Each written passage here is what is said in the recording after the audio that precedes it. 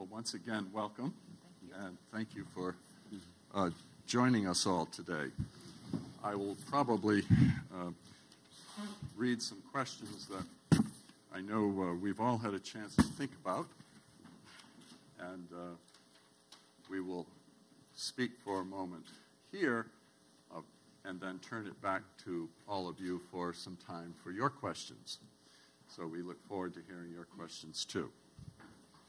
Well, President Faust, your role as president of Harvard gives you an opportunity to focus and shape the influence of religion and ethics on curricula throughout the university, both our graduate and undergraduate schools. And you have a new dean of the Divinity School. You have a new Pusey minister at the Memorial Church. And you have some recommendations from a study on religion at Harvard. Could you comment on these changes and the recommendations and share your own perspective of how the study of religion and ethics can help prepare our students throughout Harvard for leadership in today's society? Thank you. Great question to start with. I came to look on the year last year as kind of the year of religion. Not that every year isn't a year of religion, but last year in particular, I found a lot of my attention devoted to transitions at Memorial Church and in the deanship of the Divinity School, and a set of questions that had been raised at the Divinity School about the relationship of its programs to activities and interests across the rest of the university. So I knew I needed to find a new Pusey minister and a new dean, and I thought that gave me a framework within which to ask these broader questions. You made an allusion in your introduction of me to a commitment that I've had since becoming president, and it grew in part out of my work at Radcliffe as the dean at Radcliffe before I took this position on. When I came to Harvard in 2001, I was so struck by how many things that were going on around the university that people didn't know about. And at Radcliffe, I found myself often introducing people who'd been at Harvard for years, and I'd just arrived, people with common interests who'd never encountered one another.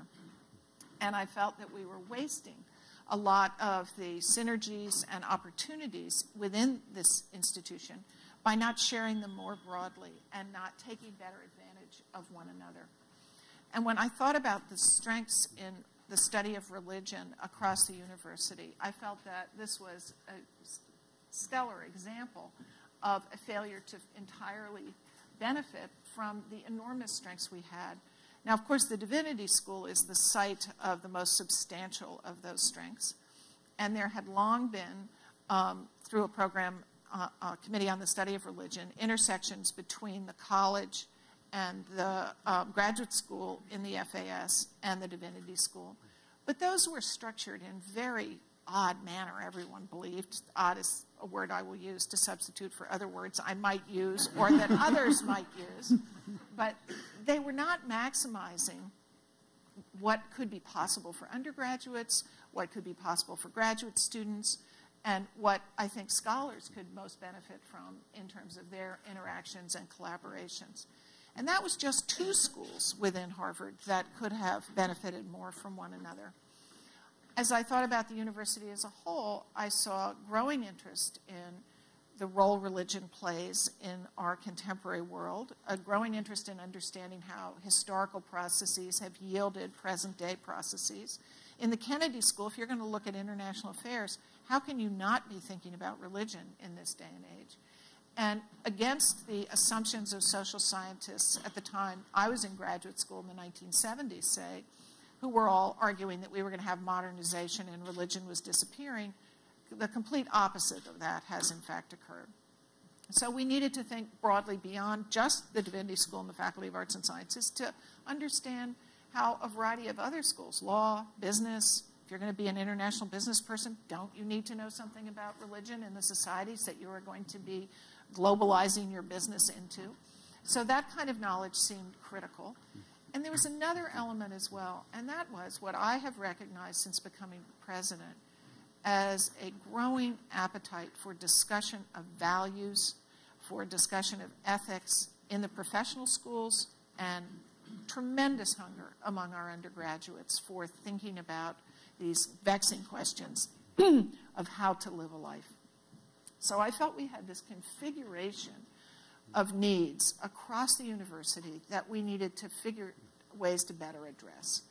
And that seemed to me very consistent with how we might think about new programs or redesign programs of collaboration, and how I might keep my priorities in mind as I selected a new dean and a new minister for Memorial Church, Pusey minister. I thought it would be helpful if I had some outside eyes who had not taken all Harvard's assumptions for granted to just look at what was happening and give me some advice. So I asked a committee of, I think there were 6 of them, chaired by Caroline Bynum, to come in and talk to people at Divinity School, talk to people in FAS about that collaboration, think about it in the context of the broader university, and offer some advice. So they were working on these issues during the year, and that helped educate me a bit. I also had 2 committees, one for the selection of the Pusey minister and one for a selection of a new dean. These were overlapping in some ways, but the one to select the new dean was a faculty committee from the Divinity School with some representation of faculty from other areas of the university that studied religion. The committee to select the Pusey minister was extraordinarily diverse for a committee at Harvard because it had students, it had people of every faith, it had members of the Board of Overseers, it had a member of the corporation, it had faculty, staff, very broad-ranging group that came to a conclusion one day. What these committees do is they advise me, they don't vote. But the advice I got was so wonderful. That committee was just exuberant, and I knew I had to go out and convince Jonathan Walton that he was going to do this job because he so clearly emerged as someone who could address the scholarly environment because of his extraordinary work as a scholar, but with deep spiritual engagement and extraordinary communication skills and extraordinary understanding of where values and ethics play a role in a community or a nation or a world. So that committee, I think, was so proud of itself that day. You remember that? I did. David was on it. It was just everyone left the room a foot off the ground, and I thought, oh, my God, if I don't persuade Jonathan, I just can't show my face again in this town. So Jonathan very kindly agreed to do this, and everybody has just been reinforced in their brilliance in coming to this conclusion as we've watched him enter in these new responsibilities in the course of the year. With David, that was a great committee too, and what emerged was such a sense of the respect and admiration that the faculty have for David. And as I spent more time with him, I knew him a little bit before, but as I spent more time with him, I just saw his wonderful sense of humor. So I laughed a lot through this search. It's always good to laugh under such circumstances. But his wisdom, and I think wisdom is maybe a word that gets used too much, but it's really appropriate with David because he just thinks through problems. He is deeply trusted because he is so fair-minded. He is an extraordinary scholar of the highest standards and highest accomplishment. So, and he is committed to understanding the role of religion, explaining the role of religion in our lives. He talks about religious literacy. I'm not going to tell his stories, but his story is about growing up in Northern Ireland and how that made an impression on how to live a life, how to make a society move through change, but also the searing and terrible tragedies that can result from religious conflict. So when we announced him, it was another, I thought, wonderful day. What we do is we announce the dean and then immediately ask everyone to gather. They don't know there's about to be a party, but people just show up for this event.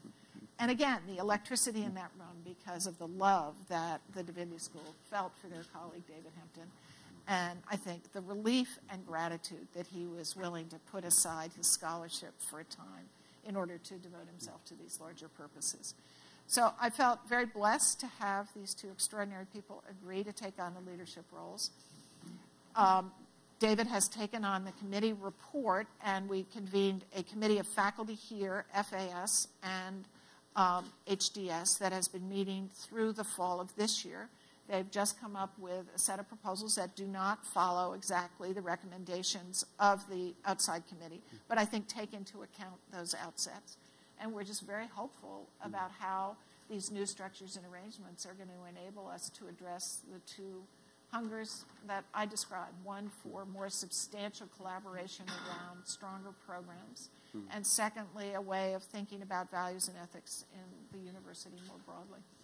So I'll stop with that much too lengthy answer. Not at all. I thought that was so exciting to hear. Thank you so much for sharing the fullness of your vision, and it's exciting to know how important the Divinity School is in all of that. So very much so. Great. Well, I have a question now for you, Dean I think we Hempton. should just stop right here, actually. Well, first question is that you've shared publicly that there may be some common myths about the Harvard Divinity School. How is the Divinity School already changing to dispel these myths? And more importantly, what aims do you hope to fulfill as a leading religious educational institution? Thank you so much. You can see why Drew is a great boss to work for. Yeah, myths. I kind of hit on this a little bit because in my early days of being dean, wandering around the university and going to social events, I was struck really by how little was known about the Divinity School in some parts of, not so much Harvard, but people coming from outside. I think a feeling that divinity schools, even the name, are somehow a little bit regressive or come out of a deep past. A feeling that we're somehow out of the mainstream of intellectual culture. So I really thought that it was worth thinking about how we could roll back some of those notions of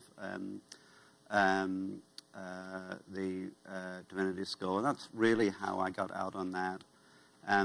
Because really when you've worked here for a while, you see how much the school is integrated into Greater Harvard. We already teach up to half of the courses in the undergraduate curriculum. We do have excellent relations with many of the other graduate schools.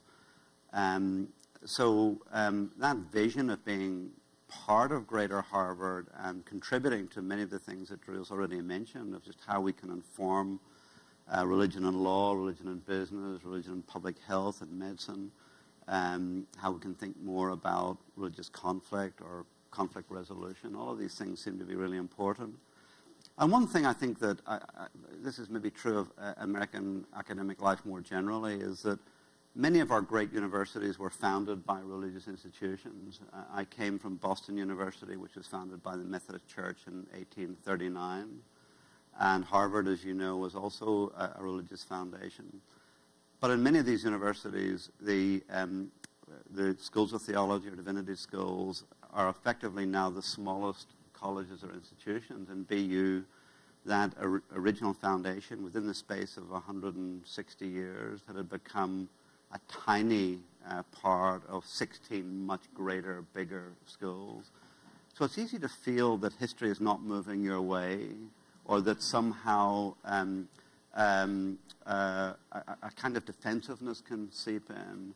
And I think part of that defensiveness was the intellectual culture that I grew up in, and I think Drew did as well, of a sense that the West was secularizing rapidly, and religion was yesterday's news, and would, as countries became more and more modern, that superstition and religion would be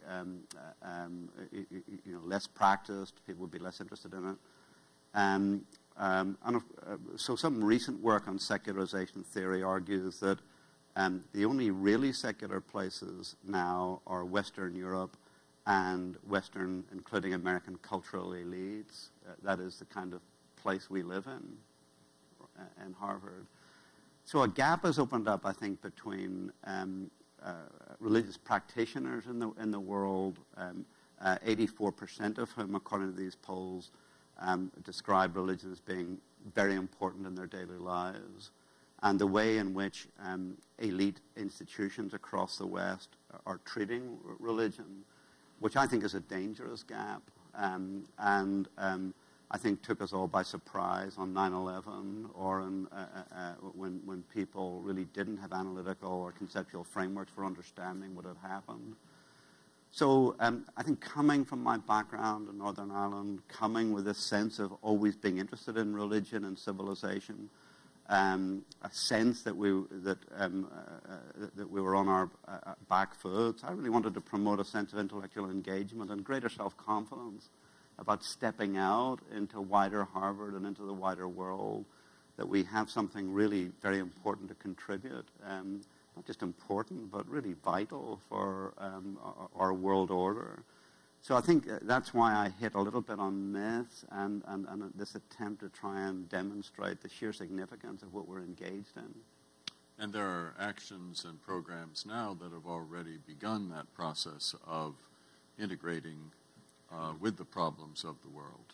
Yes, definitely, and both Greater Harvard and the wider world. I mean, as Drew was mentioning, we spent a lot of time over the last 6 months trying to work on better structures, drawing greater numbers of scholars together in Harvard, to put on a much stronger undergraduate curriculum, and for us to engage in the wider world. So those of you in the Dean's Council heard yesterday some wonderful presentations by Diane Moore and the Religious Literacy Project, partnering now with the Tony Blair Foundation to bring together our expertise in the study of world religious traditions with the Blair Foundation's incredible world reach and sense of addressing the religious dimensions of global conflict. So it's a wonderful partnership. Or Ahmed Ragab speaking about these wonderful conferences and grants linking the medical school, the School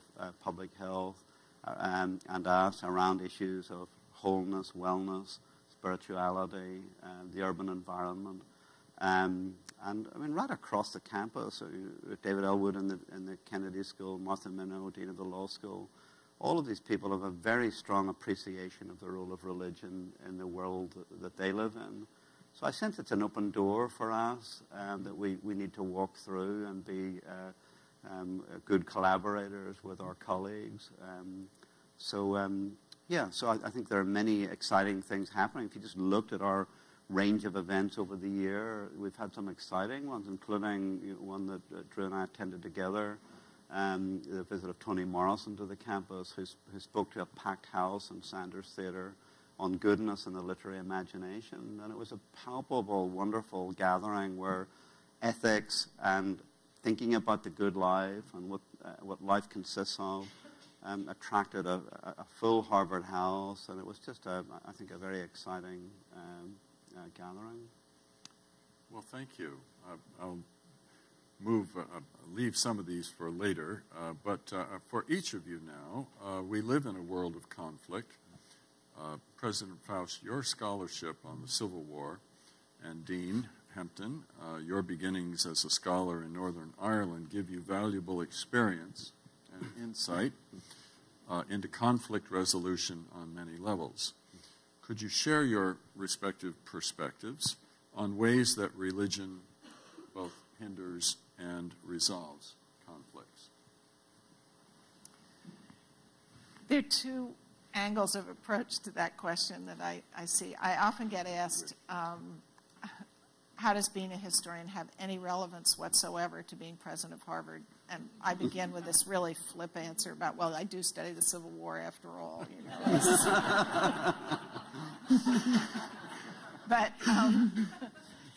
the more serious response in that vein for me is that historians deal with change and how people respond to and imagine and manage change. And that's what I think being a leader of an organization is about, thinking about what change ought to be and then thinking about how it's happening to you and then how you get control of it and enable people to understand it. And For me, the Civil War was always attractive as a subject because change was so compressed. You could look in a 4-year period and see just dramatic transformation.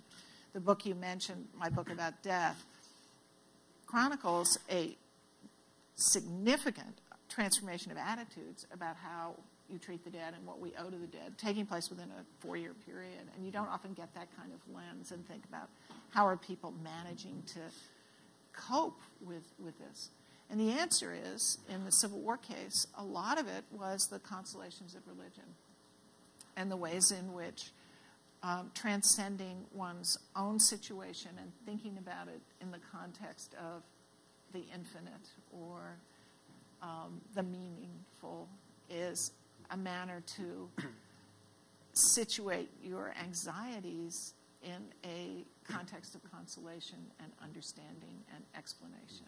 And so it's not that I necessarily would get up and say to everybody at Harvard, just get more religious and the kinds of changes that higher education is experiencing will be easier, but to understand how larger purposes and values enable communities to come together, to affirm things that they share even in the midst of conflict, and to think through what the terrors of a moment mean in a larger framework of purpose. And so I'd say those are the kind of lessons, if one could be so bold as to call them lessons, that may suggest a level of understanding and certainty that I don't want to entirely embrace, but suggestions of how one thinks about historical work in my period and the kinds of challenges that we face. Thank you. David? Can I just add a few things to that before getting to my own story? I mean, I think one of the extraordinary chapters in Drew's book on the Civil War really deals with believing and doubting during the war. And she said something, I think, that has proved to be true of many of the oral history surveys that have been done in individuals' lives. And that is that moments of tragedy or conflict or death or bereavement can push people in two ways, either towards the consolations of religion or to greater doubt about how could such things happen. And that's certainly true in Drew's work. The other thing that's striking about her work is the extent to which, coming into the war, religious sensibilities contributed to conflict. And so many of Southern defenses of slavery were written by Protestant ministers, which is a disturbing thing, really, that for those of us who have seen the better sides of religion, there are also the worst sides, which is a segue, I think, into my own journey as a person. So as Drew has mentioned, I did grow up in Northern Ireland in Belfast, went to university, the local university, Queen's in Belfast in 1970, when the Troubles effectively broke out, and there were over 1,000 people killed in those 4 years when I was an undergraduate. So those years between 17, 22, 23, these are very formative years in one's intellectual development, and they were for me. I think living through it was a strange kind of intellectual experience, because many of us thought that we were living in Europe's last war of religion, the last kind of Protestant-Catholic feud left over from the 30 Years' War in the 17th century. So it was almost geographically the outer fringe, the offshore island of an offshore island. So Europe, Central Europe, had its great... Then England, Scotland, Wales sorted things out. And then there was this little place, Northern Ireland. And we thought, many of us at the time, that that's what we were dealing with. We were dealing with one of the last religious conflicts in the world. And for many of us, the thought was, well, how do we get out of it? Or how do we, move to a more progressive, dynamic place? But we were forced to think hard. I mean, one of the things I really treasure from those years, however bad they were, is that there was a deep intellectual engagement with what was going on. Things mattered in a real significant way. You had to think daily about what was going on around you. So it stimulated an intellectual engagement. I mean, I did my own work on Protestant anti-Catholicism as a PhD student because I was really interested in how this developed. But I think in my years in Northern Ireland, I saw the good, the bad, and the ugly of religion, and it's all there. Some wonderful acts of heroism and forgiveness and generosity and goodness. Some terrible acts of violence and terrorism, sometimes committed in the name of religion. I'll never forget reading the death lists in the Belfast Telegraph, where sometimes terrorists who were killed in action would have their names there with all kinds of noble sentiments around them, that they were somehow dying for religious causes, which was really hard for me to accept at the time. But I suppose the brief answer to your question is that having lived through that religious conflict, I think I've some understanding of how these things work now. And they're very complicated. They have many, many layers of complexity. And I think as a divinity school, our students, as a country, we need to really have a stronger sense of the deep roots of these conflicts that can't be quickly fixed or naively fixed, but have to be engaged in a serious way. Wonderful. Well, I thank you.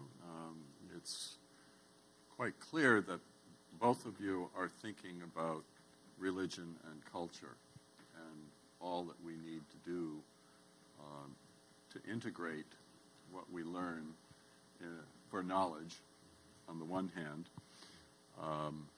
and then bring it into practice wherever we can, wherever we go, which leads me to my last question. And I'm thinking about your comment about values, how much people are talking about values today. And the question is for each of you that Paul of Corinth has said in Corinthians that knowledge puffs up, but love builds up. How does the study of religion at Harvard foster one's own development of spirituality, humility, and a relational orientation? Perhaps we should. No one's jumping here. I'll say something. Great. I'll go first, because I don't want David to say the thing I want to say, because then I don't know what I'm going to say. So No, me first. Well, I just take one piece of that. I think there's a lot in that I'll leave to the scholar of religion.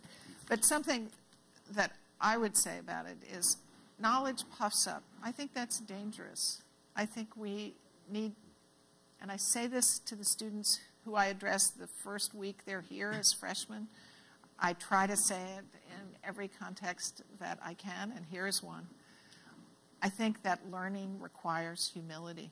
You need to bring to the project of wanting to know a commitment to the fact that you don't yet know, and an openness to what you might come to know. And so I think that involves a certain awe about what may open before you.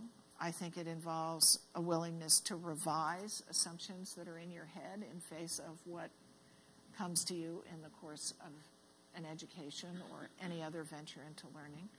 So I would hope that knowledge would do the opposite of puffing up. If I may disagree with Paul, that's presumptuous in itself, perhaps puffed up of me. But I would hope that people come with humility, and by the time they leave here, they see even more reason for it. Not paralyzing humility, but an understanding of the kind of complexity that you were just describing, and a sense of how it can be difficult to make choices, even with the benefit of knowledge. That knowledge has enabled you, in part, to understand those difficulties more fully and to see more complexity. So now that I stole that space, you can all Yeah, it's a very interesting verse, actually, that, it's a complicated, I'm no biblical exegete, But it's a complicated chapter where Paul is really talking about a certain kind of knowledge that can puff up. He's talking about food being offered to idols and all of that. And I actually have in my life seen the kind of knowledge that puffs up. The people who claim certainties or a certain kind of pride in their achievements.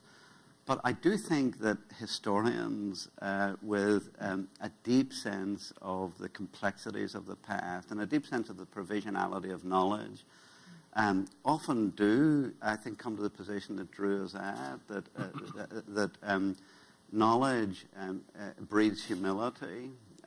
Knowledge breeds a sense of how little one knows. I had an experience in writing my last book, which was an attempt to tell the global history of Christianity in the early modern period. And I'd worked quite a lot in that period all my life. But to tell a global story, I tried to read more on China or Latin America, or Africa, China, India, different parts of the world. And I realized just how ignorant I was of great chunks of a century that I knew quite well. So I think historians, because the past is such a cavernous place, are deeply aware of just how difficult it is to know anything, and how our own work gets superseded. So I think knowledge does breed humility. But I think love is a wonderful, 4 or 5 chapters later in that Corinthians book, you have this wonderful poem about love, 1 Corinthians 13, that many people read at weddings and celebrations, which even reading again, it's hard not to be swept up by just the radical grandeur of that passage, that love bears all things, believes all things, hopes all things, endures things, and never ends. It's an astonishingly beautiful chapter. So in that sense, I do think that love is the greater of these things, and I think in many of our lives we see that. But I don't see love and knowledge as antithetical. I think they are both relational, both communal. We both benefit from, as scholars, we benefit from other people's knowledge and so on. But I want to say just one thing in conclusion, because we've talked a good deal about values and ethics, and I hear a lot from people who come to Dean's Council Leadership Days about the Divinity School and ethics. And I had this conversation with my son, who's 26-year-old at the Fletcher School, a couple of nights ago about the latest Nike ad on Tiger Woods, the golfer. I don't know if you've seen it. It's, the fact that I'm talking about it means that Nike has astonishingly succeeded as a marketing strategy. But it goes something like, winning makes everything else all right. Is the line, and they obviously thought about it quite hard. So Tiger Woods, as you know, had a number of indiscretions in his personal life a couple of years ago, and so Nike obviously thought about how they could turn this into an ad advantage. Winning makes everything else all right, and there's a certain kind of ethic out there that they know their markets. They know that the tremendous adulation for this golfer, and the very swift forgiveness of his, which I'm not complaining about. But the line is an interesting one. Winning makes everything else all right. And for our undergraduates, our graduate students, whatever, I think one of the things that Divinity School can do is to show that that's not really a good ethic. Success and wealth and material, whatever it might happen to be, doesn't make everything else all right. And it's not that religious traditions have a monopoly of good ethics. We know that that's not the case. But at least to get those questions on the table, what is the good life? What is the life worth living? What is our responsibility to our planet, to our environment, to each other? Those are really big questions that I think And I think we agree about this. Just reading your baccalaureate addresses to the 4 or 5 graduating classes now, the sense that we're not just teaching people to be top of their trees. We're teaching people who want to make a difference in our world and make the world a better place somehow. Wonderful. Well, I can only conclude that I'm sure Paul would criticize me if he were here that I had taken this out of context, because you've nicely turned these words inside out and put them back together the way they belong, and we're just the wiser for it. So thank you very much.